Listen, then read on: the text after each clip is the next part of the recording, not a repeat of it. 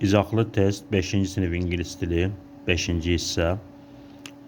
4 tane sualı burada tapmağa çalışacaq. 5'nin altını siz şərhlərdə, kommentlərdə cavabını yaza bilərsiniz. Birinci sual, choose a synonym of underlined word. Altından xətt çəkilmiş sözün sinonimini seçin. Baku is a beautiful city. Bakı gözəl şəhərdir.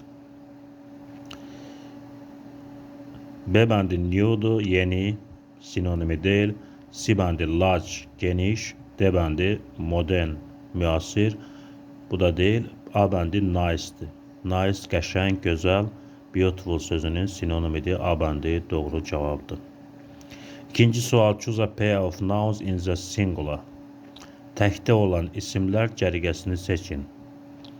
A bəndində window, drinks. Burada window təkdədir, amma drinks cəmdədir. A bəndi olmaz. B bəndində mice, balon, mice cəmdədir, balon isə təkdədir və B bəndi də ola bilməz. C bəndində game, song. Hər ikisi təkdədir, C bəndi doğru cavabdır. D bəndi niyə olmaz? Umbrella, picture, picture şəkillərdir.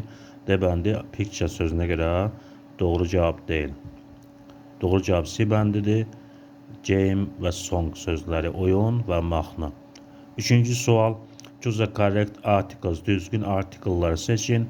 There are ducks on river. Ducks cəmdə olduğuna görə ördəklər mənasını verir. Onun qarşısında qeyri-müəyyən artikel işlənə bilməz. Haqqında birinci dəfə danışırıq, müəyyən artikeldə işlənməz. Deməli, orada artikel işlənməyəcək. On the river. There are ducks on the river. C bəndi doğru cavabdır. Dördüncü sual, choose the correct answer. Mike has got a CD in. Mike kişi cinsidir. In her hand deyə bilmərik biz əlində. In his hand doğru cavabdır. Mike has got a CD in his hand. Mike'ın əlində CD var. C bəndi your hand deyə bilmərik, sənin mənasını verir. D bəndi my da deyə bilmərik, mənim mənasını verir. 5 ilə 6-cı sualı şərtlərdə, kommentlərdə yaza bilərsiniz cavablarını.